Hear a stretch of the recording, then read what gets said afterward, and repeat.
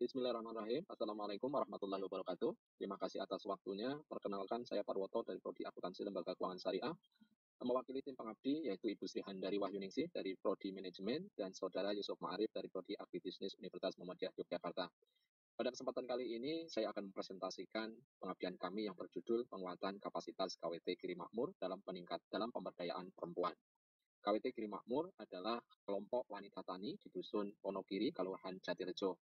Sebagaimana kelompok wanita tani yang lain, kelompok wanita tani ini merupakan wadah pemberdayaan di lingkungannya, khususnya di Dusun Wonogiri. Mereka mendirikan KWT Giri Makmur pada tahun 2013, kemudian dengan semangat untuk memberdayakan para wanita, para perempuan untuk meningkatkan potensi hasil pertanian dan hasil pekarangannya sehingga bisa menambah kesejahteraan keluarga mereka masing-masing atau anggotanya. Dibentuk dengan awal sekali mendapatkan hibah bantuan dari Kementerian Pertanian melalui Dinas Pertanian Kabupaten Kulon Progo dalam bentuk hibah KRPL, yaitu kawasan rumah pangan lestari. Kemudian dengan semangat kemandirian mereka mengembangkan dari KRPL menjadi beberapa usaha, yaitu usaha KRPL yang pertama tadi, kemudian pengolahan pangan, yaitu pengolahan produk makanan ya, kemudian warung KWT sebagai pusat pemasaran, dan kemudian berkembang untuk memberdayakan atau untuk meningkatkan para anggotanya untuk semangat menabung, mendirikan unit usaha simpan pinjam. Dari tahun 2016 kemudian bergerak omset merangkak, terutama karena ada warung KWT yang sebagai pusat penjualan.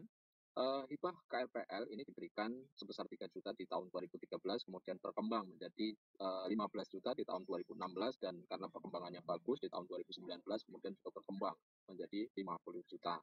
Nah, omset berkembang, hibah KRPL ini peruntukannya adalah untuk pengembangan sayuran atau demplot pertanian ya, kemudian juga usaha dalam peternakan yaitu berupa ayam KUB yang diambil telurnya, dan kemudian juga lele. Nah, semua hasil produksi, hasil usaha tersebut dikembangkan, dijual melalui warung KWT.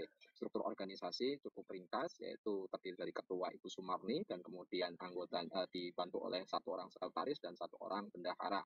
Dan di bawah ada seksi pemasaran, konsumsi, dan seksi pengolahan pangan. Nah, untuk KRPL di bawah seksi pengolahan pangan, kemudian di pengolahan lahan, kemudian untuk seksi pengolahan pangan itu di bawah seksi konsumsi, kemudian warung KWT di bawah seksi pemasaran, dan simpan pinjam langsung ditangani oleh bendahara. Namun perjalanan di tahun 2019 hingga sampai dengan tahun 2022, banyak sekali permasalahan yang dihadapi oleh KWT, terutama dalam pengelolaan usaha, karena omset meningkat, modal juga meningkat, dan membutuhkan sumber daya juga yang banyak, yang memang tadinya mereka bergerak dengan 35 personil, namun dalam perjalanannya semakin meramping sehingga yang aktif hanya sekitar 15 orang. Nah, dari beberapa survei, dari beberapa wawancara dan observasi yang kami lakukan, ternyata permasalahan mereka adalah pertama, partisipasi anggota menurun, ini karena mungkin ada sedikit ketidakcocokan dengan tata kelola manajemen usaha, dan mungkin sampai dengan ketidakpercayaan dalam pengelolaan usaha yang dinilai kurang baik. Kemudian struktur organisasi belum berbasis pada usaha, sehingga masih banyak tumpang tindih, sehingga struktur organisasi yang memang ramping itu dan personil yang cuma sedikit ini berdampak pada pengelolaan yang kurang optimal sehingga omset menurun. Dan kondisi ini ditambah dengan mulai tahun 2019 warung KWT tidak bisa dioperasikan lagi karena lokasi yang digunakan itu sudah karena memang hanya sewa milik warga dan direlokasi untuk kepentingan warga, untuk untuk milik salah satu warga, sehingga direlokasi untuk tempat yang lain sehingga kehilangan pusat penjualan. Nah, kemudian mereka juga ternyata membutuhkan, berdasarkan wawancara, membutuhkan atau FGD yang kami lakukan, mereka membutuhkan pengetahuan atau edukasi tentang bagaimana sih mengelola usaha dan manajemen usaha yang benar. Kemudian mereka juga ingin berkembang bagaimana mengemas produk, karena dalam perjalanannya khususnya di produk olahan pangan ini mereka diminta untuk menyuplai warung panganku ya, milik di bawah Dinas Perindustrian, khususnya untuk emping Garut dan emping Linjo. Namun mereka belum mampu mengemas kemasan yang manis sehingga ya layak jual lah. Mereka hanya biasa menjual apa adanya dengan kemasan sederhana dibungkus plastik dan dijual kepada warga. Kemudian juga mereka juga ingin berkembang dari produk yang dijual mentah tadi untuk ke arah diversifikasi produk atau membuat dalam bentuk siap konsumsi seperti keripik dan sebagainya. Kemudian permasalahan utama yang ini berdampak besar yaitu belum ada ketersediaan tempat atau sarana pendukung untuk pengganti warung KWT. Nah, dari permasalahan yang kompleks seperti ini, kemudian kami memutuskan bersama kader dan beberapa anggota KWT. Yang pertama kami akan kita lakukan edukasi sehingga partisipasi warga masyarakat atau anggota yang kemarin menurun ini bisa kembali sehingga SDM full, SDM komplit 35 orang ini bisa bergerak bersama untuk mengelola usaha. Kemudian tata kelola supaya tata kelola itu bisa tidak terjadi tumpang tindih lagi dan basis usaha itu bisa dikelola secara optimal. Kemudian berikutnya pelatihan yang mereka inginkan adalah bagaimana pengelolaan usaha terutama keuangannya. Kemudian pelatihan untuk diversifikasi produk, kami berikan pelatihan pembuatan keripik aneka rasa sehingga nanti dikemas dan bisa dititipkan ke aplikasi Apikerjo milik BUMDes. Kemudian branding kemasan, branding kemasan dan labeling sehingga ada identitas. Ini terkait dengan tadi untuk suplai ke warung panganku setidaknya ada identitas dan kemasan menarik. Nah, untuk ke arah branding ke digital melalui learning, e-commerce, ya mereka kemarin belum mau, mereka belum siap secara produk dan SDM, sehingga cukup sampai di branding kemasan saja, setidaknya mereka punya label dan kemasan yang menarik sehingga bisa masuk ke warung panganku dan dipasarkan dengan kemasan yang layak lah artinya. Kemudian pendampingan mereka minta untuk dibuatkan struktur organisasi yang baru dengan tupoksinya dan dibuat bersama-sama. Kemudian solusi yang kemudian kita berikan untuk pengganti warung panganku adalah dengan pembuatan pasar tani. Nah, ini kebetulan kami diskusi dengan Pak Dukuh dan Pak Lurah, ternyata di Wonogiri ini memang sedang mau mengadakan upaya untuk bagaimana membuat ya intinya tagline bela beli Wonogiri dan berkembang menjadi tagline bela beli Jatirejo.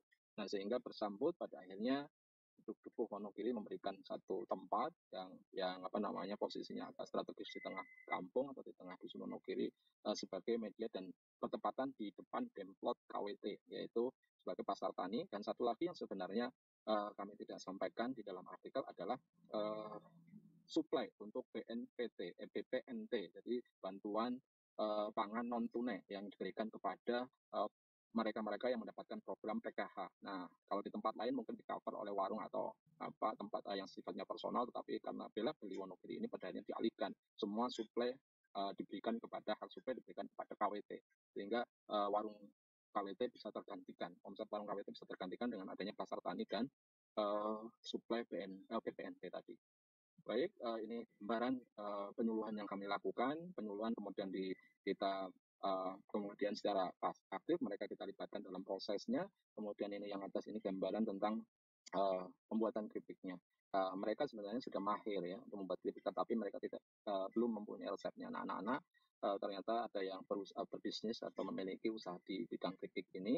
Kita berikan kesempatan untuk kita mintakan untuk memberikan penyuluhan dan pendampingan untuk pembuatan keripik ini kepada ibu-ibu KWT yang ada di Wonogiri ini.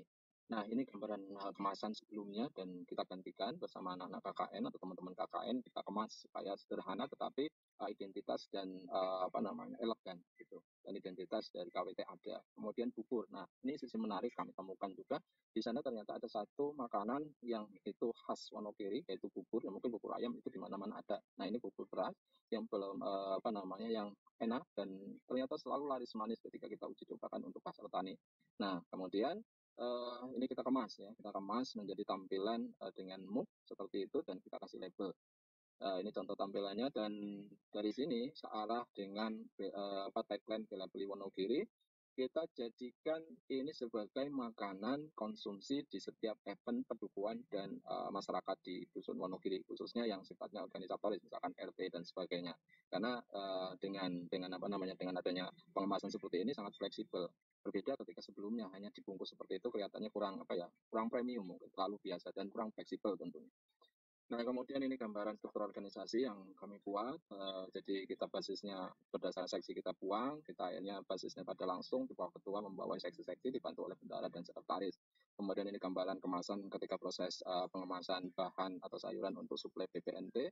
Ini yang di atas itu gambaran pasar tani. Nah, di pasar tani ini tidak hanya dipasarkan sayuran, tetapi juga produk-produk olahan masyarakat Dusun Wonogiri yang dititipkan melalui warung KWT.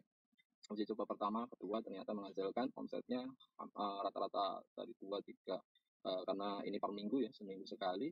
Dan Dukuh Wonogiri mewajibkan atau menghimbau setiap minggu setidaknya warga Dusun Wonogiri ini membeli belanja lagi untuk kebutuhan keluarganya di warung KWT, jadi tidak di pasar lagi. Nah, dari ada sayuran sampai dengan makanan, tapi memang belum sekumplit yang kita harapkan seperti yang di pasar.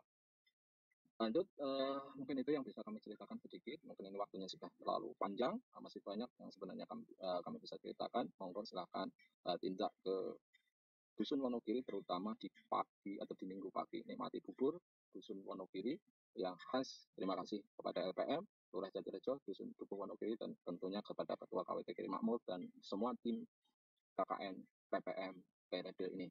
Wassalamualaikum warahmatullahi wabarakatuh.